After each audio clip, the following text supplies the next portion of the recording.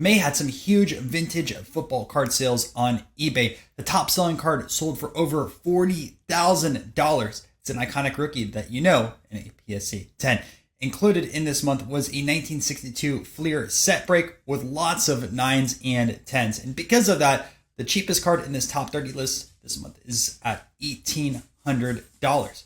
Let's take a look at the best selling cards and some honorable mentions. We are starting off the football list this month with a 1955 Topps All-American Don Hudson. Now, this technically isn't the first Topps football release. There's some in the Magic photos from 48. There was the felt backs in 1950. But for like a full trading card set, all we define as cards today, this was that first release.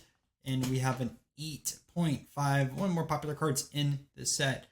Obviously, you have the Four Horsemen. That's extremely expensive. And look at this. This is a really, really nice copy. I should also mention that the Jim Thorpe sells for quite a bit of a premium, and same with, I believe, Grange is in this set as well. We have a 1962 Billy Shaw in a PSA 9 that sold for $18.47. I believe there's a lot of 1962 Fleer cards on the list this week. So if you're a fan of that set, make sure to stay tuned, because someone broke up their set. 1972 Roger Staubach, 1850 for this PSA 8. Now, it looks like there's some print defects on this one, and it's pretty jammed up there in the PSA slab, some sorts. It almost makes the card look bad, but I can just see from this over here, the card's just pushed in. But there's definitely some sort of diagonal cut. You can see small to large and large to larger on here. I don't know if I would have given this one an 8 if I was a grader just looking at the card, but that's the numeric grade. This sold for $18.50 with a 1933 Newt Rockne in a PSA 3. What's interesting, it looks like there's a group photo of cards, and this is kind of cropped a little poorly on there, but this card still sold, and I like this. It's not a bad looking 3. And another 1933 Sports Kings. We have the red Grange over here. This is a 2. And looks like there's a big crease right here. Typically, you don't see those on 2s. Usually, from a numeric perspective, they get 1.5s. But the card doesn't look too bad minus that. It almost blends in as well. Roger Staubach, 1975. PSA 10. It sold for $19.99. This is a new certification as well. Pictures are a bit blurry, so I can't really comment too much on the condition side. Also selling for $2,000, sold by MC Sports Cards. I'm kind of surprised they didn't try to get a new cert on but a new slab on this one, because especially at this price point, I think it would make a bit of a difference, and you can't really tell when some of these SGC things were graded. Just from seeing the certification number, kind of like where you can with the PSA side of things. 2025 Eldon Dannenhauer, I think that's how it's pronounced. One of these 1962 Fleers in a PSA 10. Remember, a ton of these sold this week. 2049 1986 Jerry Rice in a PSA 9. These are so tough to find in high grade. And I should also mention, there's going to be a wax pack in honorable mentions that has Jerry Rice either on the front or the back. It mentioned that. And also, 2049. Check this out. It's raw still. Greg Morris cards, 1957 Bird Star. Good looking copy, but man, what a gamble at that price point. I'm not sure what's going on there, though. I don't think that's on every card. 2135 Al Doro, PSA 10, again for sharp corners. $2,200 for Richie Lucas. $2,250 Bennett Morris. And also, I should mention, since we see so many of these this week, the design on the back looks somewhat similar to the basketball cards, especially at the top over here, and how you can get multiple colors just based off of the centering on the back. It makes sense. This is 1 year later. 2348 for this 1971 Mean Joe Green 8.5. Very tough card to find in high grade. looking card. 2350. 1971 Bazooka, Roman Gabriel. Not actually too familiar with him as a player. 2425. 1986 Jerry Rice. It's a shame about the auto and how streaky it is because the card itself got a 9 and this was 2400, where the other 9 I believe was slightly above 2000, so $400 premium adding in that auto on this card. 2777 Abner Hayes or Haynes. I missed the Y the first time pronouncing that. 2805 1970 Norm Snead in APSA 10. 2999 1981 Joe Montana with 4 inscriptions. Unstoppable Joe. Joe Cool. Comeback Kid. King of... Can't read that last one. Dimension.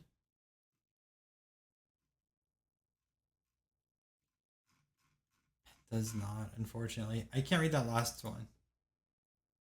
You know what that is? Let me know down below in the comments. All right, this one I felt like was an outlier on 1981 Joe Montana sales. This one sold for slightly under $3,000, and I looked up other Montana 9s, and it looked like most of them were going around like 1,800 to 2,000, and this is an old cert, so I was kind of surprised that it sold for $3,000. 3478 Ernie Wright in a PSA 10. 3950 Harry Jacobs also in a PSA 10. This one mentions it is a pop 1. 4050 Charlie Powell 1962 Fleer in a PSA 10. Shows you just how powerful this he's getting these 9s and 10s are in this set. The set registry. We're gonna have a pretty big jump from 4050 to 4850 for this 1982 Lawrence Taylor rookie in 8 PSA 10. 5100 Charlie Henningham. This is not a pop 1. I feel like they would mention it. I mean, it could be a pop 1. I just don't know. I feel like they'd put it in the title. So 100 on that one. Which I do want to ask, for those who know a lot more about 1962 Fleer than I do, have a lot of these been either like short prints in the set or just Hall of Famers or just stuff that's just stupid low pop and everyone's competing over the few bumps on their set build? Let me know. I'm really curious. 5150 1970 O.J. Simpson in a PSA 9. Now the centering isn't that great on it, left to right. 6502 for this 1958 Jim Brown in a 7. Now this is way better centering.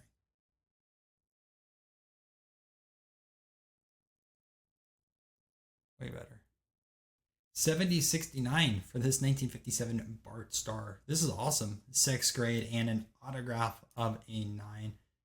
If the auto didn't cut off the card right over here, it would have gotten a 10 probably. Just taking a look at this.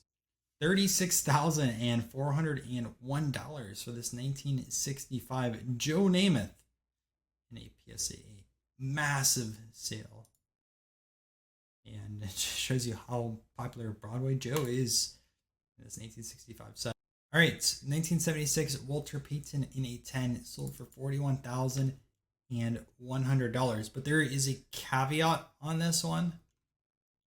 There's a banner over here that said the seller relisted this item. So I'm just going to go over here and see. Well, I guess not. They just put card over here. So take back what I said. It looks like this one sold exactly for $41,100. And you can see Walter Payton, PSA 10 and 9.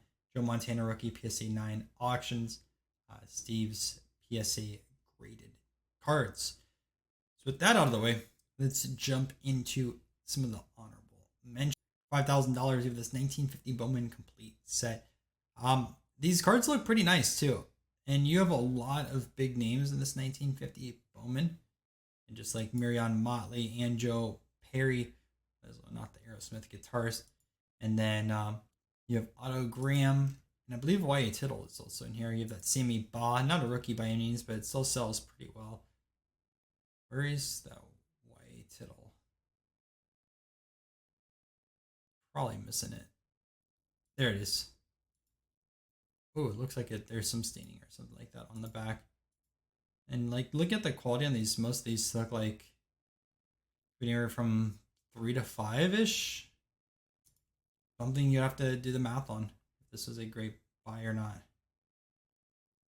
I'm a collector. I handled my cards, having said they could VG to X condition.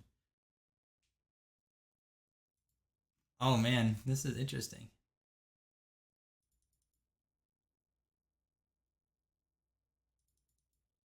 Look at that. Some have writing on them. Interesting.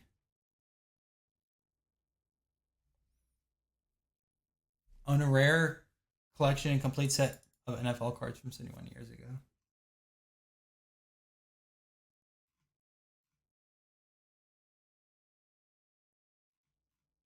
I mean, it's not 71 years ago. 74. But I wonder if that's from the GPT descriptions. Interesting. Still a really great set though. $3,400 for this 1975 Cowboys lot Staubach. This one got a 10, which was in our list. So, but this Staubach alone sold for $1,850. So you're really looking at $1,600 for the rest of these cards. Bob Lilly, Hall of Famer. I mean, these are all great cards. I don't know what these sell for in 10s and 9s, but maybe is a good buy. Check this out. 1986 Toss Football Wax Pack. Jerry Rice on the back of the pack. And you go over here. Can't really see it with this lighting, but I'm just going to make the assumption Jerry Rice is back over here. And this one sold for $2,500. And lastly, 1950s Bowman Football Estate Find. This one sold for $1,250. Look at how many cards. I wonder if they're just 1 year or we're talking about multiple years. Multiple years. It'd be funny if the 1950 Bowmans were in there. I mean, I would assume this is a pretty good buy. At $1,250, 400 cards. So like, it says near mints, which look at how nice some of these are. Oh no, that has a crease there. So others look pretty nice. 16 1950 Bowman, 55 All-American, 57 Topps.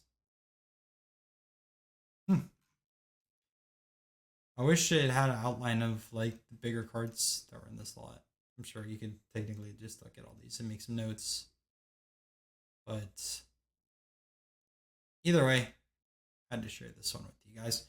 Hope you guys enjoyed the video. If you're new here, make sure to subscribe and check out some of the other top 30 football videos that I put out every single month.